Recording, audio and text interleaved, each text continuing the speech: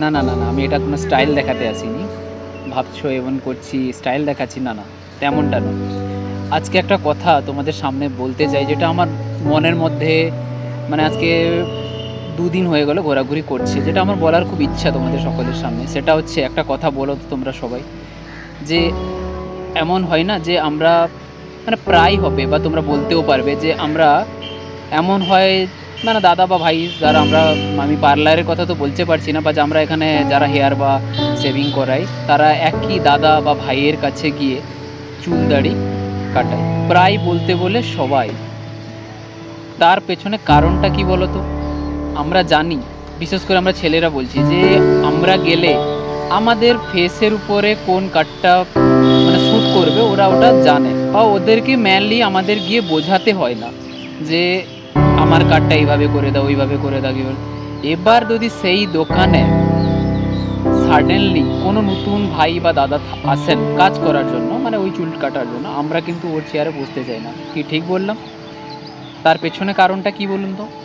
ব্যাপারটা হচ্ছে এইখানে, তার পেছনে কারণটা হচ্ছে যে আমরা যদি ওনার কাছে বসি, উনি যদি কোনো দিন হয়তো আমরা আমরা আমাদের মনের মধ্যে একটাই টেনশন থাকে যে ওনার এক্সপিরিয়েন্স আছে কি নেই, উনি আমাদের চুলটা বা দাড়িটা কাটার সময় আমাদের মানে কাজটা ভুল তো করে দিবেন না, যেটা আমাদের ডিজাইন মানে আমাদের যেটা আমরা ডিজাইনটা করাই ওটা ভালো লাগবে না। তো সেক্ষেত্রে আমরা বসতে চাই না।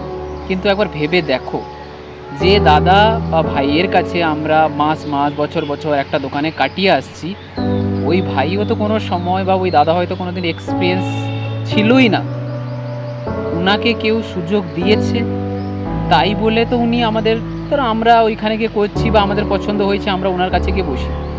তো আমার এখানে এত বিষয় বলার কারণটা হচ্ছে যে যদি আমার মনে হয় যদি কেউ নতুন আসেও, তাকে একবার চান্স দেওয়া উচিত। হয়তো আমাদের একটু স্টাইলটা খারাপ হয়ে যাবে, যে ভাই কেমন দেখাবে কেমন লাগবে, কিন্তু আমার মনে হয় একবার চান্স দেওয়া উচিত।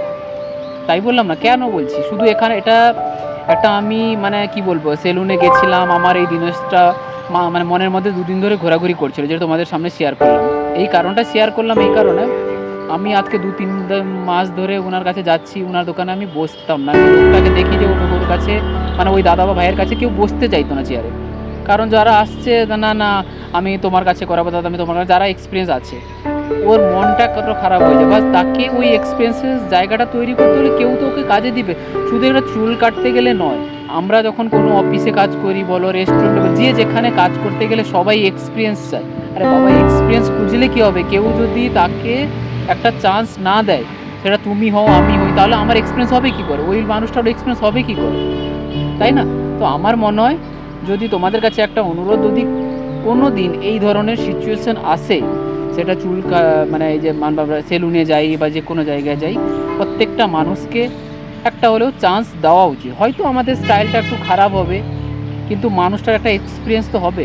হয়তো এমনও হয়, আমি দেখো ওই মানুষটার কাছে কাটিয়েছি, আমার প্রথমে মন ধরছিল না, সত্যি কথা বলছি, যে কেমন কাটবেন। তারপরে 2-3 বার আমি ওনাকে বোঝালাম, না আমি এমন কাটবো এমন কাটবো, এই মানে এইভাবে কাটতে হবে। তো উনি ওই জিনিসটা করছিলেন, আমার মন ধরেনি। বাট আমার মনে হলো যে উনাকে একবার চান্স দেওয়া উচিত। উনি আমার কেটেছেন, উনি কাটার পরে আমি তো মন থেকে সত্যি খুশি ছিলাম। আশা করছি তোমাদের সামনেও যদি কোনো দিন এমন সিচুয়েশন আসে, তোমরাও অবশ্যই চান্স দিবে, তাই না? আশা করছি আমার এই ভিডিওটি আপনাদের তোমাদের যদি ভালো লেগে থাকে, একটা লাইক কমেন্ট শেয়ার করবে, আর পাশে থাকবে সর্বদা। ধন্যবাদ সবাইকে। Tata, bye bye.